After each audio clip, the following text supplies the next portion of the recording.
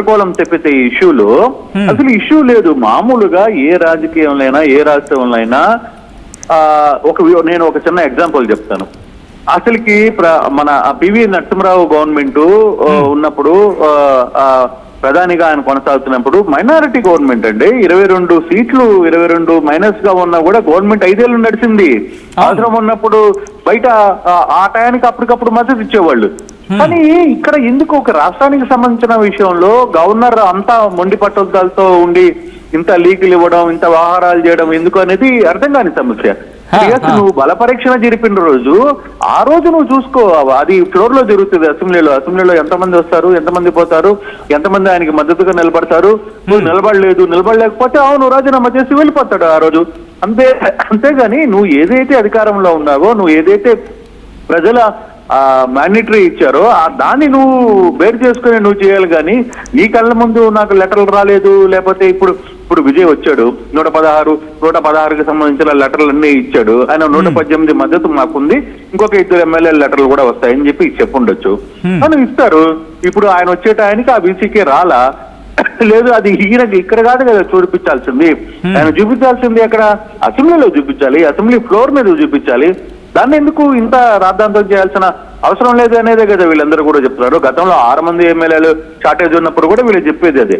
3 సార్లు పిలిచి ఇప్పుడు ఇంత రాద్ధాంతం చేయాల్సిన అవసరం అయితే లేదు. అయితే ఇప్పుడు మనకు అంతున్న సమాచారం ఏదైతే రాలేదు, బీసీకి సంబంధించిన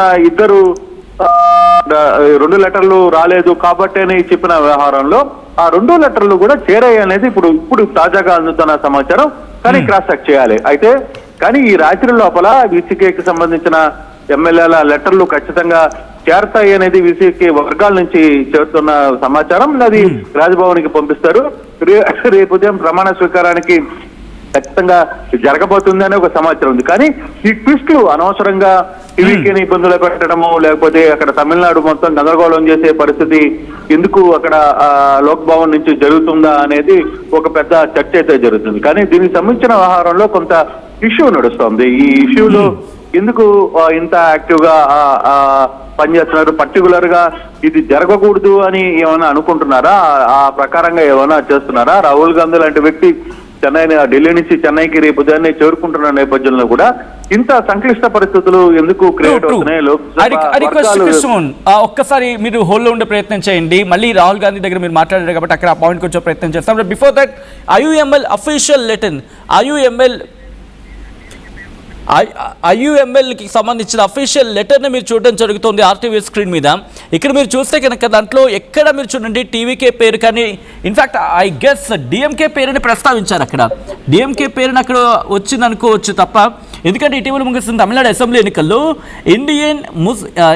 ఇండియన్ యూనియన్ ముస్లిం లీగ్ డిఎంకే నేతృత్వంలో సెక్యులర్ ప్రోగ్రెస్ అలయన్స్లో భాగస్వామిగా ఉండగా అంటూ కంటిన్యూ చేస్తూనే తమిళనాడులో ప్రజాస్వామ్య ప్రభుత్వాన్ని ఏర్పాటు చేయాలని కోరుతూ ఎన్డీఎంకే నాయకుడు అంటూ కూడా అక్కడ ప్రస్తావిస్తూనే, బట్ అంతా చూసుకున్న సందర్భంలో అంటే డిఎంకేతోనే ఉన్నాం, డిఎంకేతోనే ఉంటాం, డిఎంకేతోనే ఉండబోతున్నాం అని అర్థం వచ్చేలా ఐఎంఎల్ తెగేసి చెప్తోంది. బట్ ఇక్కడ అంశాల వారీగా మేము కావాల్సిన సపోర్ట్ చేస్తాం, అంశాల వారీగా మా సపోర్ట్ ఉంటుందేమో తప్ప నాట్ ఇన్ డైరెక్ట్ అనేది వీళ్ళు అంటున్నమాట.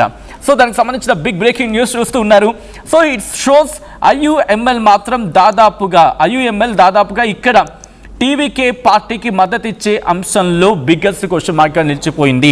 టీవీకే పార్టీకి మద్దతు లేదు అని చెప్పి ఐఎంఎల్ తెగేసి చెప్పేసింది.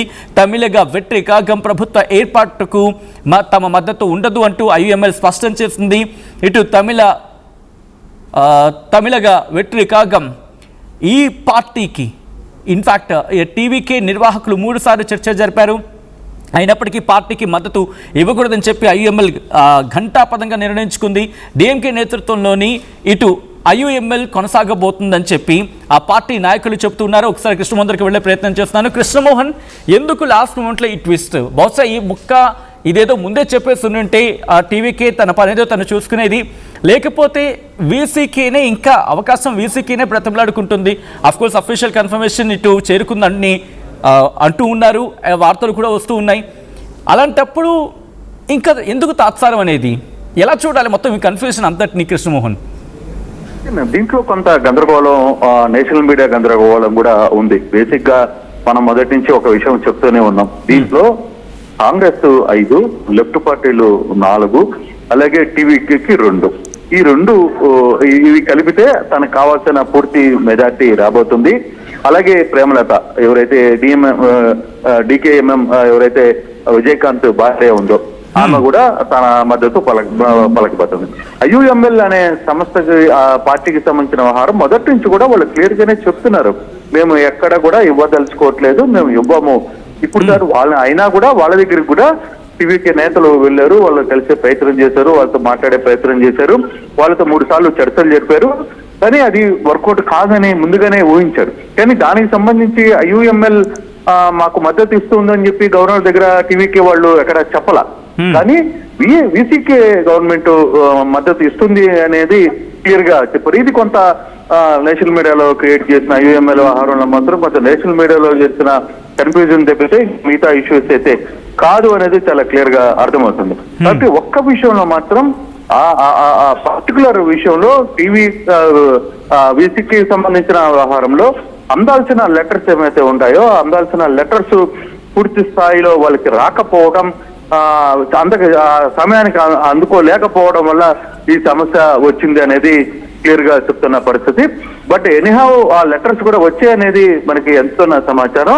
కానీ రేపు ఈ టెన్షన్ వాతావరణం, ఈ ఉద్రిక్తత ఉండదు అనేది మనకి క్లియర్ గా అర్థమవుతుంది. బట్ ఎనీహౌ ఈ వ్యవహారంలో ఎలా ముందుకు వెళ్తారు ఏంటి అనేది చూడాల్సిన పరిస్థితి. కానీ రేపు ప్రమాణ స్వీకారానికి సంబంధించిన విషయంలో ఈ రాత్రికి దానికి సంబంధించిన పూర్తి క్లియరెన్స్ వస్తాయి అనేది టీవీకి వర్గాలు చెప్తున్నాయి. మాకు ఇబ్బంది లేదు, వీసీకేకి సంబంధించిన లెటర్స్ కూడా మేము లోక్ భవన్ వర్గాలకి అందించాం, దిశగా దాంట్లో కూడా క్లారిటీ ఉంది. కాకపోతే ఒక్క చిన్న ఇష్యూస్ లోనే ఏదైతే లేట్ గా అందడం వల్లనే కొంత ఈ గందరగోళం ఏర్పడింది అనేది కొంత సమాచారం. కానీ ఇది ఎంతవరకు నమ్మాలి అంటే పర్టికులర్ గా బీజేపీ వ్యవహరిస్తున్న తీరు కావచ్చు, బీజేపీ వ్యవహరిస్తున్న దీంట్లో ఓవరాల్ గా కొంత గందరగోళమైన పరిస్థితులు ఏర్పడింది. గవర్నర్ వ్యవహరించిన తీరు వరుసగా 3 సార్లు ఇప్పుడు లోక్ భవన్ నుంచి ఇస్తున్న లీక్లు ఇవన్నీ కూడా కొంత గందరగోళమైన పరిస్థితులు అయితే ఉన్నాయి. రేపు విజయ ప్రమాణ స్వీకారానికి ఎటువంటి అడ్డంకులు ఉండపోవు